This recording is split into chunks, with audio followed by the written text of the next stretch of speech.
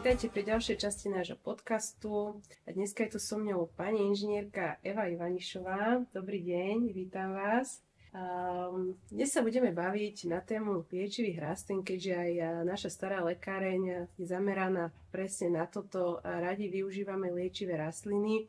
A pani inžinierka je naozaj profička v tejto oblasti a preto sme si ju zavolali a dúfam, že nám porozpráva nejaké nové zaujímavé informácie, ktoré môžete napríklad využiť aj vy doma. Dobrý deň, ďakujem veľmi pekne za pozvanie. Pracujem na Slovenskej poľnohospodárskej univerzite v Nitre, konkrétne na Ústave potravinárstva a tiež aj v potravinovom inkubátore výskumného centra Agrobiotech. No a vo svojej výskumnej činnosti sa venujem rastlinným produktom, aj so zameraním hlavne na liečivé rastliny a koreniny, ktoré teda skúmame z hľadiska obsahu zdraviu prospešných látok.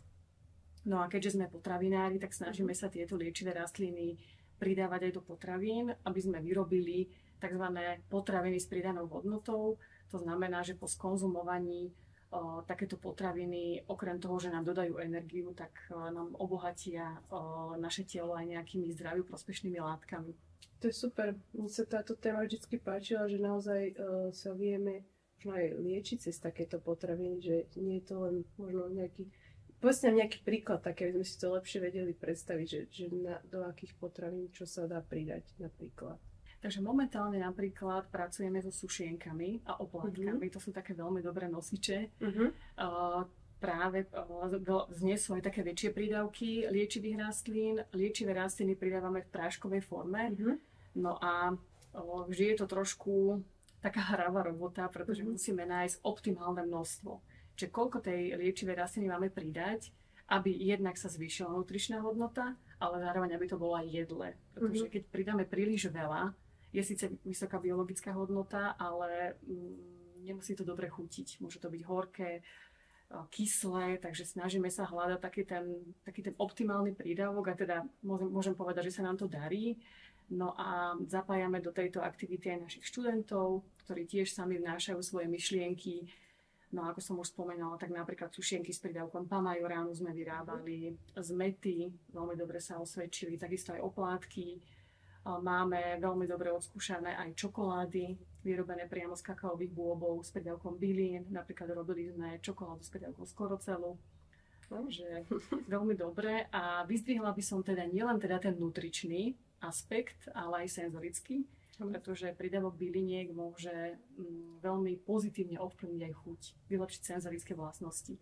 A dnes konzumenti hľadajú nové chute, nové druhy výrobkov, takže myslím si, že takéto obohatené potraviny majú budúcnosť. A keďže sa ideme rozprávať o tých liečivých rastlinách, tak skúste možno aj našim divákom povedať, že prečo je to také dôležité sa rozprávať o tých rastlinách, aby sme možno rozumeli tomu, alebo aby sme to vedeli využívať viacej v kuchyni. Áno, je veľmi dôležité o tom hovoriť a ja teda sa teším, že v poslednej dobe skutočne narastá záujem vo všetkých vekových kategóriách o liečivé rastliny, čo je teda také pozitívne, pretože možno, že niekedy to bereme ako nejakú novinku, ale v podstate je to taký návrat k tradíciám našich predkov. Naši predkovia bežne využívali veľmi veľa druhov liečivých rastlín, ani sa nejako nad tým nezamýšľali. A môžeme povedať, že skutočne tie rastliny nás prevádzajú od narodenia až po smrť, čiže od kolísky po hrob. No a momentálne teda stúpa záujem, pretože zisťujeme, že samozrejme aj komerčná medicína je veľmi dôležitá, užívanie tabliet, ale zisťujeme, že napríklad je veľmi veľká rezistencia na antibiotika, je to obrovský problém a do budúcna ešte aj bude obrovský problém. Takže máme tu liečivé rastliny, ktoré nám môžu pomôcť. A môžu nám pomôcť hlavne vtedy, nie vždy musíme siahať po nejakej chemickej pilulke. Niektoré zdravotné problémy alebo ťažkosti môžeme odstrániť aj bylinkami. Takže je veľmi dôležité, aby sme o tom hovorili, aby sme vzdelávali vlastne všetky vekové kategórie v populácii a aby sme sa snažili byť zdravší. Áno. A to ma teraz napadlo, ako ste to povedali, že možno naozaj preto boli tí naši predkovia takí zdraví, že my vlastne už tie rastlinky nepoužívame. Akože že možno sa snažíme aj nejako, ale poznáme príliš málo druhov a naozaj, ako ste povedali, že oni to používali denne a možno máme len my takú predstavu, že naozaj, že jedli len tie zemiaky alebo jedli len nejaké krupy, ale keď si tam naozaj dali aj nejaké liečivé rastliny, tak potom tá strava naozaj mohla byť vyživujúca aj pre to telo a liečivá. Áno, a teda naši predkovia využívali nielen na liečenie, ale teda aj na konzumáciu. A je to také zaujímavé, lebo využívali sa nielen kvety, listy, ale dokonca kôra stromov, žalúde, bukvice, gaštany. To všetko sa využívalo pri príprave chleba, pečiva. No a tu by som tiež vyzdvihla aj na takú lokálnosť. Čiže v podstate využívalo sa len to, čo v danom oblasti bolo v danom období bolo dostupné. Takže to je tiež taký plus, pretože keď postupne budeme prechádzať na takýto trend, tak šetríme aj životné prostredie, znižujeme uhlíkovú stopu. Takže toto sú všetko také súčasné trendy. Ako vieme teda využívať liečivé rastliny, sme si povedali v podstate. A vybrali sme si s pani inžinierkou takých 5 rastlín, o ktorých by sme radi rozprávali, pretože sú možno aktuálne v tejto dobe a práve teraz rastú. A my sme sa tu bavili, že dneska je taký významný dátum, že? Keď ste sem išli, tak dnes ste mi o tom rozprávali, že aký je dneska deň. Áno, ja sa veľmi teším, že práve dneska sa stretávame, keď je svätého Jána a hovorí sa teda, traduje sa, že práve v období svätého Jána bylinky majú najväčšiu moc. V minulosti sa aj svätojánske ohne zakladali, ľudia oslavovali letný slnovrat a do toho letného slnovratu samozrejme patrili bylinky. No a prečo vlastne takú najväčšiu moc majú? Pretože momentálne je teda také obdobie, že všetko je v plnom kvete, v plnom raste a je tam najväčšia koncentrácia tých zdraviu prospešných látok. Takže pokiaľ máme možnosť, určite sa vydajme v tomto týždni do lesa niekde na nejakú lúku alebo aj doma v záhradke, ak máme rastlinky, tak pozberať si ich práve počas tohto obdobia. A keby to náhodou naši diváci v podstate ako premeškali aj toto obdobie, tak nevadí, keď by si nazbierali rastlinky aj nejaký iný dátum. Môžu si samozrejme počas celého roka, v závislosti od druhu, ale teda vo všeobecnosti platí, že väčšinou teda zberáme rastlinky, keď sú v období plného kvitnutia, vtedy majú najviac tých biologicky cenných látok. Bolo by to ideálne teraz, v tomto mesiaci, a možno aj v júli, keď budú pokračovať. Poďme rovno prejsť k takej našej rastlinke. Určite ju viacerí poznáte. Skorocel kopiovitý. Čo vieme o takomto skoroceli? Ako ho vieme nájsť v prírode? Takže skorocel kopiovitý je veľmi častá a môžeme povedať aj taká známa rastlinka. Nehrozí tam nejaká zámena, že by sme sa nejako pomýlili. Listy sú také dlhé, kopiovité, citozelené. No a zaujímavé sú teda aj kvety, ktoré rastú na takých dlhých stopkách a sú také nenápadné, majú takú hnedozelenú farbu a v podstate na liečebné účely sa zberajú hlavne listy, ale môžeme využiť aj kvety. Čo sa týka listov, tak listy sú aj jedlé, čiže môžeme ich v kuchyni využívať, keď sú mladé, tak môžeme ich pridávať do šalátov. No a čo sa týka takých účinkov na naše telo, tak vyzdvihla by som hlavne čistiaci účinok. Listy skorocelu kopiovitého sú súčasťou krv čistiacich čajovín, spolu napríklad aj so žihlavou a s inými druhmi rastliniek, čiže majú schopnosť čistiť našu krv, rôzne metabolity odstraňovať, napríklad aj kyselinu močovú. Ďalej, čo by som vyzdvihla, veľmi silný účinok protizápalový, hlavne odstraňovanie zápalov horných dýchacích ciest, účinkujú takisto proti kašlu. V minulosti sa dokonca robil aj taký sirup, kedy sa v podstate listy nasekané nakladali v sklenom pohári postupne, čiže vrstva listov, vrstva cukru kryštálového a nechalo sa to 6 týždňov na nejakom mieste, kde bola stála teplota a vytvoril sa taký hustý zelený sirup, ktorý sa podával hlavne deťom. Deti to teda je to sladké, takže aj im to pomáhalo proti kašlu. A to už asi netreba riediť, stačí už rovno používať tento sirup. Rovno používať po lyžičkách. Má nejaké nežiaduce účinky skorocel, alebo sú tam kontraindikácie, ktoré by mohli na nás pôsobiť?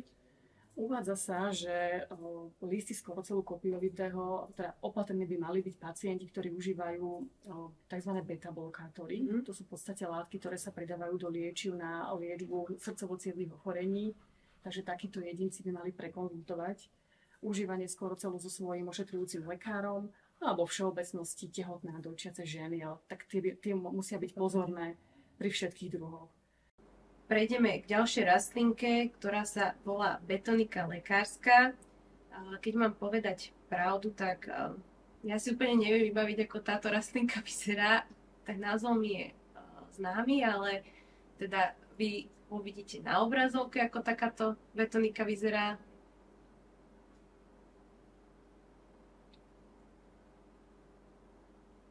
Takže vy uvidíte na obrazovke, ako táto betonika vyzerá. A pani inžinierka nám to možno opíše, ako ju spozorujeme niekde na lúke, alebo kde typicky rastie. Momentálne je obdobie kvitnutia betoniky lekárskej. Nájdeme ju na lúkach, kde teda veľmi bohato rastie. Má také rúžovo-fialové kvietky. Podobá sa veľmi rastlinke čistec, ak by teda naši poslucháči si to nevedeli predstaviť. A teda taká prízemná ružica listov. A tie stonky, ktoré nesú kvety, sú dosť vysoké, až do 1 metra, keď má dobré podmienky. No a je to taká málo známa rastlinka, ale v ľudovom liečiteľstve teda veľmi cenená aj v minulosti, pretože používala sa hlavne na ošetrovanie rán po uhryznutí jedovatým hadom, hlavne zmijou, a takisto aj po uhryznutí besným psom. Tie rány sa čistili. No aj taká symbolika sa uvádza, že teda jedovaté hady neznášajú betoniku a zmija, že dokonca sa sama usmrtí, ako by sa mala priblížiť len k tejto rastlinke. Takže to bol taký hlavný účinok. No a čo by som vyzdvihla pre dnešného konzumenta 21. storočia, účinky betoniky, tak je to hlavne proti vracaniu. A hlavne pokiaľ máme nejakú takú otravu jedlom, že sme skonzumovali niečo pokazené, pretože ona zmierňuje, alebo teda znižuje tie zápaly, ktoré máme v črevách, a tým, že tvorí takú ochrannú vrstvičku na črevách, slizovitú, a tá zabraňuje vlastne, aby sa toxíny bakteriálne dostávali do krvného obehu. Takže to je taký asi najdôležitejší jej účinok. No a taká, možno trošku taká úsmevná ešte, nejaká taká úsmevná historka. V minulosti naši predkovia hovorili, že ak nechceš byť opitý v ten deň, tak daj si betoniku. Čiže niekoľko gramov sušenej spráškovanej betoniky, keď sa skonzumovalo, tak účinky alkoholu sa nejako tak neprejavili. Áno, takže ešte keby sme to tak zhrnuli, tak je vlastne proti tomu zvrácaniu. To ja som si zapamätala, keďže sa bojím toho zvrácania a aj veľa našich pacientov možno nevie, ako zasiahnuť, tak môže sa to dať, keď vieme, že v podstate je to, neviem, nejaká črevná víróza alebo niečo takéto? Áno, vyslovene takéto, keď máme nejaké problémy, čo sa týka jedno, že sme skonzumovali niečo ťažké alebo sme skonzumovali niečo pokazené. No a tiež v podstate ten pomer, ako aj pri ostatných bylinkách, 1,5 gramu sušenej vňati sa zaleje 200 ml viacej vody a tu môžeme 3-krát denne vlastne užívať. Čo sa týka ešte takých zaujímavých informácií a cenných pre našich poslucháčov, tá rastlinka má taký svoj špecifický pach. Možno, že niekomu to nebude príjemné, tak je to skutočne taký zvieravý, taký špecifický, a kvety vlastne po usušení sú také pichlavé, takže opatrne, pokiaľ si manipulujeme, radšej v nejakých rukaviciach, aby sme sa nezranili. Áno, myslíte, že ten pach odháňa tých hadov, alebo čo to? Môže byť aj to, a potom taká magickosť, že nejaká tá energia tej rastlinky, naši predkovia to nejako tak si dávali do súvisu, nejako tak to vypozorovali. Takže netreba sa úplne na to spoliehať. Keď si zoberiete tú betoniku, tak teraz budete všade šlapať a bez rozmyslu, a treba si dávať na seba pozor teda. Prejdeme my už k ďalšej rastlinke. Táto sa nazýva pišček obyčajný. Takže ako vyzerá takáto rastlinka, tiež možno kde ju nájdeme, kde typicky rastie? Takže je to veľmi pekná rastlinka, tiež má momentálne obdobie kvitnutia, má rada také vlhkejšie stanovištia, ale nájdeme ju aj na súši, dokonca som ju videla už aj v meste, ale aj sa sadí ako okrasná do nejakých záhonov a má krásne také žlté kvietky, také papulkovité. Áno. Ono sa to aj označuje, že levia hubička alebo ovčia hubička, tak sa to označuje. No a v minulosti sa naši predkovia označovali aj ako lán Panny Márie, pretože listy sú veľmi podobné, ako má rastlinka lán, také úzke, také čiarkovité. Čiže dávala sa napríklad do posteli rodičkám a šestonedielkám, kde teda odháňala všetku takú negatívnu energiu. No a v niektorých častiach Slovenska, teda konkrétne ja pochádzam do stredného Slovenska, tak tam sa napríklad pištek využíval podobným spôsobom ako čistec. Čiže v podstate ako keby čistil naše biopole a odstráňoval nejakú tú negatívnu energiu. No a takisto v minulosti sa využíval proti nežiaducemu hmyzu, hlavne v chlievoch pre hospodárske zvieratá. A tento účinok sa využíva aj teraz.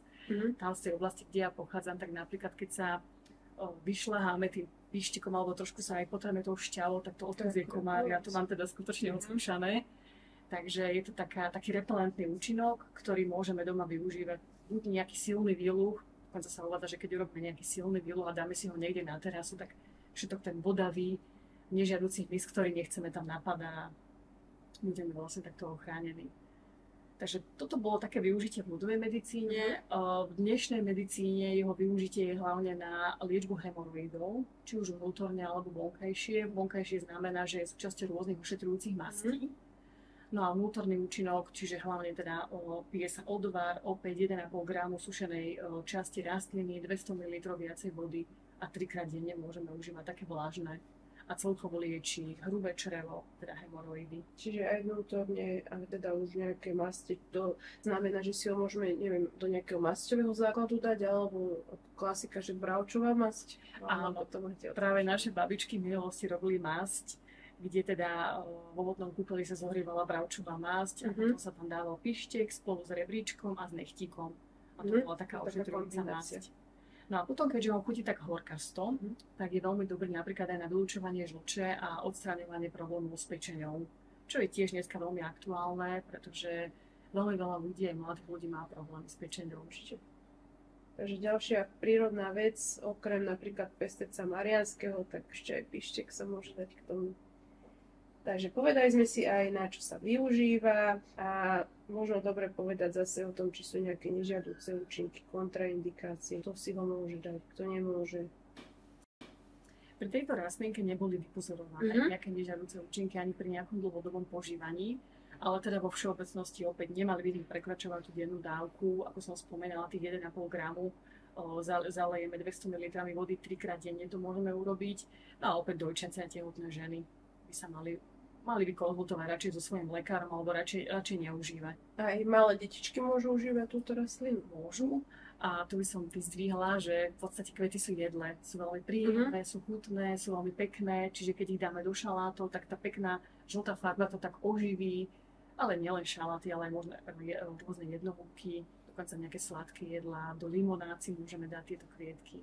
Pekne to tak oživí aj, možno aj pre tie deti to bude také zaujímavé. Taký lákač, pretože deti sú také vynaliezavé a často zdravé veci nejako im moc nechutia, takže takto, keď im to nejako sladkosť, keď im ozdobíme týmito kvietkami, tak... Ale teraz sa to veľmi využíva aj rastlinka, že som videla možno nejaké fialky tam dávajú aj na torty, alebo možno aj teda pišček by sa tam mohol využiť.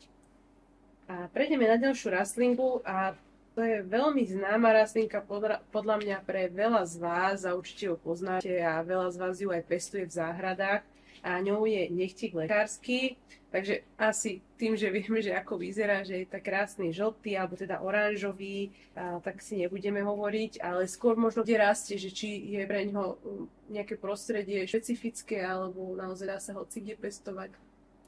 Je taký nenáročný na pôdu, ale teda je to rastlinka, ktorá sa pestuje, čiže v prírode ju nenájdeme. No a v minulosti sa označoval nechtík ako šafrán chudobných, čiže naši predkovia v minulosti lupienky sušili a používali ich ako koreniu namiesto šafránu. Šafrán bol veľmi vzácny a skutočne si ho mohli dovoliť len zámožné rodiny. A tu by som dala taký tip našim poslucháčom, ja ho teda tiež využívam v kuchyni a veľmi dobre dochutí aj odekoruje rýžu.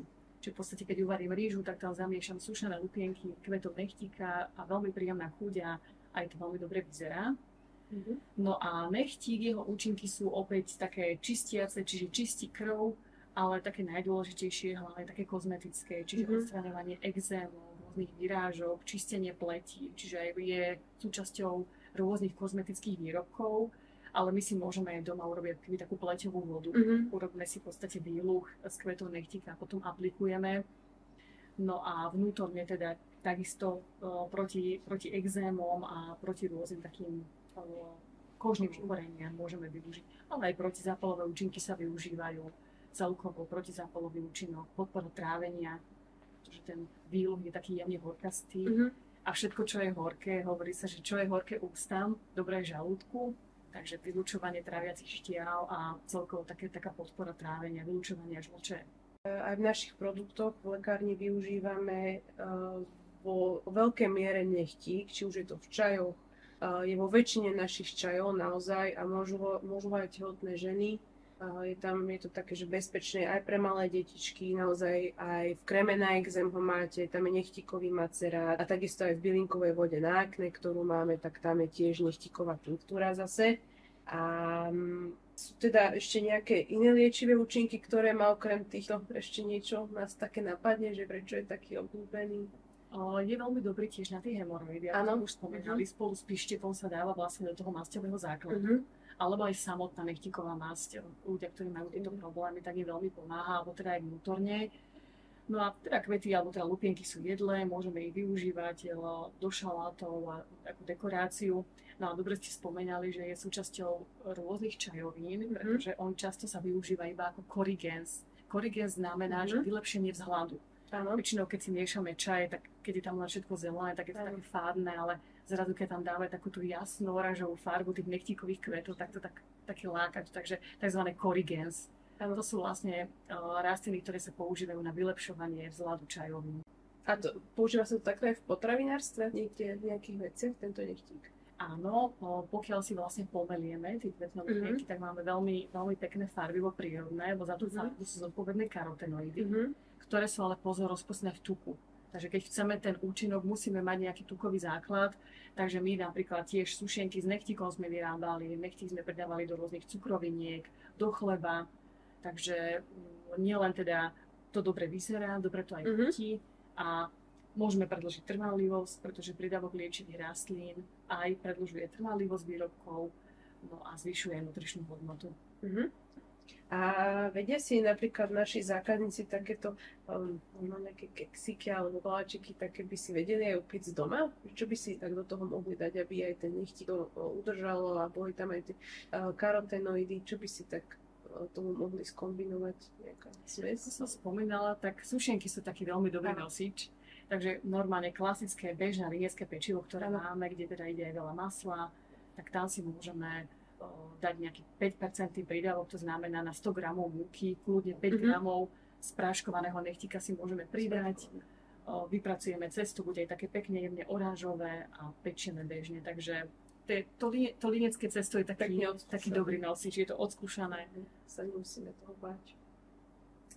A vieme ešte o nejakých možno radách, ktoré by ste chceli dať našim poslucháčom, že ako môžu ešte využiť tieto rastliny, alebo ako vy využívate bežne možno niektoré z týchto, že čo sú také vaše overené tipy, ktoré sme sa dneska bavili o týchto rastlinkách, ktoré z týchto by ste odpili. Takže určite by som povzbudila našich poslucháčov, aby tie rastlinky využívali v oveľa väčšej miere, nielen teda na prípravu čaju v kozmetike, ale aj na obohacovanie potravín. Takže kľudne, či už do sušienok, alebo do cereálnych raňajov, do jogurtu si môžeme primiešať. Ale teda mali by sme byť opatrní, dodržovať tú doporučenú dávku, pretože medzi jedom a liekom je veľmi úzká hranica, to povedal už Paracelsus, takže malo množstve liek, vo väčšom jed. A skutočne, pokiaľ máme nejaké tie rastlinky, ako napríklad ľubovník, tak tam si dať aj tú pauzu, neužívať dlhodobo. A pokiaľ teda berieme nejaké lieky, tak konzultovať s lekárom. To platí, buď teda zavoláte priamo lekárovi, alebo môžete aj k nám do lekárne. My už vieme na základe toho, aké lieky užívate, vieme overiť, či sú tam nejaké kontraindikácie, ale teda vo všeobecnosti aj hovoríme, hlavne teda psychiatrickí pacienti, tam sú najväčšie problémy v podstate s kombináciou nejakých rastlín a teda samozrejme tehotné ženy. Dojčiace už skôr niečo môžu, ale tiež je to s takým rozumom a treba to zvážiť aj možno s detským lekárom, že to všetko dostáva do toho mliečka. Ďakujeme za pozornosť. Dúfam, že vás táto téma dneska bavila. Kľudne nám napíšte do komentárov, čo sa vám páčilo, možno aj nejaké nápady, ktoré by ste chceli, aby sme vám zodpovedali.